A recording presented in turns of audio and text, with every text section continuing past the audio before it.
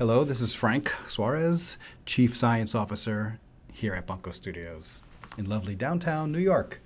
So I wanted to quickly, I hope, and concisely share how I changed line weights on a character globally throughout a production, I guess, in Toonboom.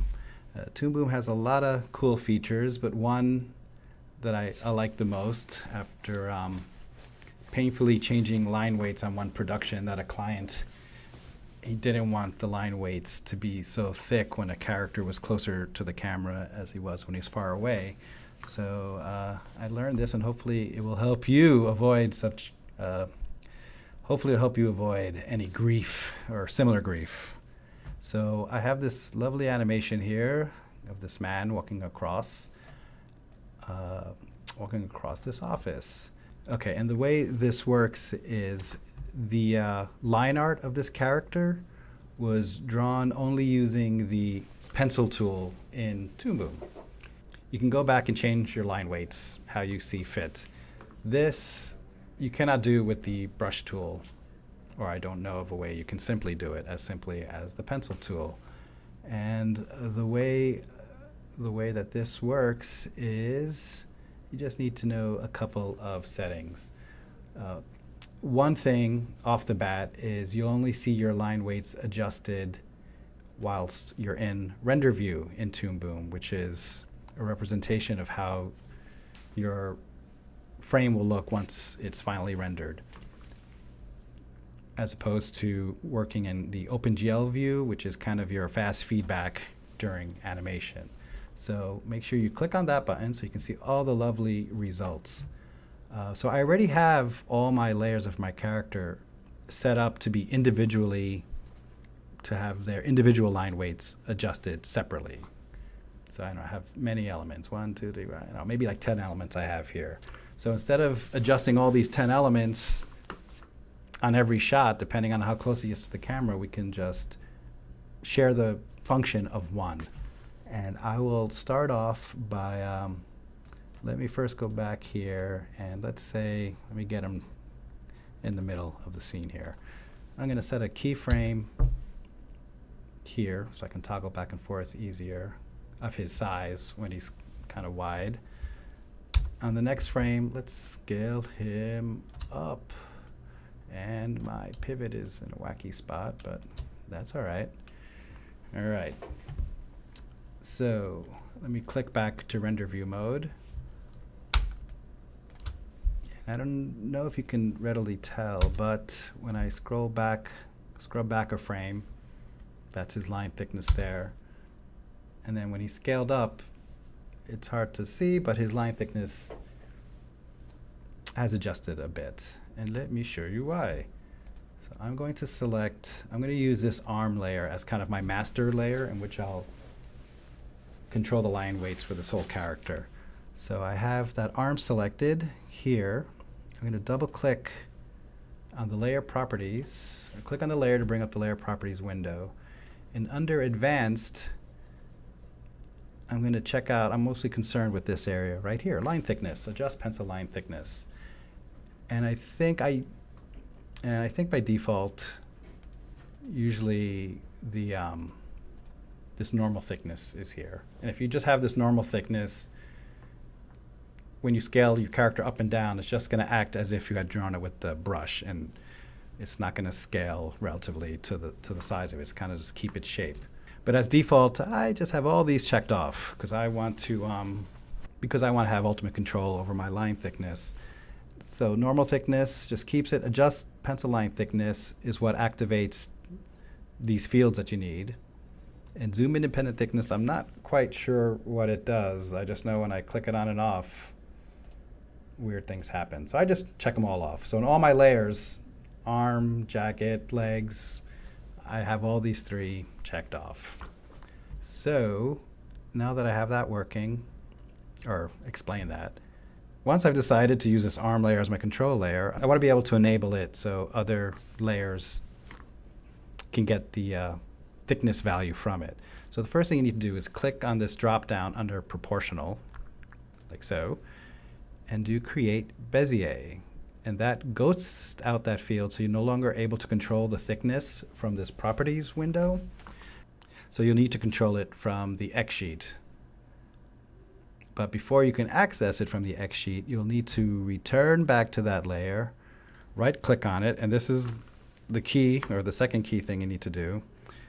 Select share functions. And once you do that, it carries over a bunch of functions to the X sheet. It carries over all the positional data of the arm, scale data, skew, all this stuff. We don't need that. What we're looking for is this arm proportional column, which only appears once you have shared function. Key, share function. All right, so now we can control the arm thickness from this proportional field. Yikes. Let me close this guy out for a second. Let me go back to that big frame. All right, so that was frame 14, mental note. So I can go into frame 14. Sorry. That was frame 40. All right, so now frame 40, I can enter a value. I enter 10, 25. I can go in and change the values from the X sheet. We don't want it that large, but I'll leave the line extra large in case you're watching this on your iWatch. And when you enter a value in the X sheet, it automatically makes a keyframe for you over there. All right, so let's start connecting the other elements to this guy. So let's do this jacket first. So this jacket is a separate piece. I'm going to go to the jacket layer, double click, bring up the properties. I have everything checked off there. I can independently change the size if I want, but I don't. I'm going to go here, and instead of create Bezier, I'm just going to go to the Bezier drop down here, find the very first layer that I wanted to be my control layer, go to the other drop down and select proportional, which was the field that was created from the arm. So now that's linked. And now that I linked it, it automatically is now getting that value of the thickness from the arm into the jacket. Isn't that neat?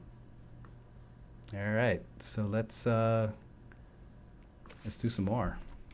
Let's scrub down. Let's get this. Let's try his shirt. Close out this guy. Double click his shirt. Same thing. Drop down. Bezier. Go to arm. And you may notice that every time I share something with the arm, that previous element gets listed here. So if you have like 10 elements, it's just going to keep adding. I don't know why it's there, but I guess it's just showing you what's shared with it. Maybe someone at Toonboom can enlighten me. I'm just an artist, not a techie. So I'm going to select that guy. So now the shirt should get thicker. I will select this rear portion of the jacket. Same thing, go to Bezier, go to arm, select proportional. You see I got some little drawing problems there, but that's for another day. Hip, I will share the hip. Bezier, all these elements are adding up. Good thing I have a giant monitor, proportional. So we can see that's getting bigger. And let me just finish off with this arm here. I'll skip the legs for now. This other arm, boop, boop, boop, boop, boop, boop, boop, boop. Arm, and proportional. There we go. Isn't that cool? And let's close out these 1,000 windows. Thank you, Toonboom. All right, if we go back a frame to when he was scaled down, oh my lord. That's no problem. So the lines are still thick because I only have that one keyframe. So if I just go back to my arm proportional layer, wherever that may be, help me out here. There we go. So let's make frame 39 more reasonable. You know, just do it. Find the value you like. So I have a keyframe set at 4 for the line thickness for the various elements I've linked together. At frame 40, when it comes up, those values, now they look kind of thick. Sometimes I just leave it extra chunky so I can see what's working or not, and then come in and fine tune it. Let's just leave it at that.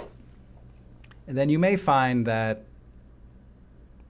one of your elements aren't really proportionally matching everything else. And if you want to disable it, it's just easy as going back to that element, double clicking, getting the layer properties up, and you can kind of just disconnect it by just going back to local and manually set like an override, I guess. But when you do this, you no longer have the ability to keyframe your guy. It's just a global across the whole shot that you have it in. So that's the only thing. Anyway, I just kind of just somehow try to make sharing everything work. So I just have one global field to adjust. So let me just get this guy back. Bezier, I'll put him back, leave him the way he was, so he relatively matches. And just one note, normally I wouldn't shot by shot connect all these elements together through the function. I would have it on my master character in my Toonboom library. So all the connections are pre-made for you. So then when you drag in your character into each subsequent scene, you'll have those connections ready to go. So you can just, on the fly, depending on how close he is to the camera on each shot, you could adjust it just at the get-go. And that's it. That's, I think I made it not so confusing. If you have trouble, shoot me an email or write your local congressman. That's it. Thanks. Take care.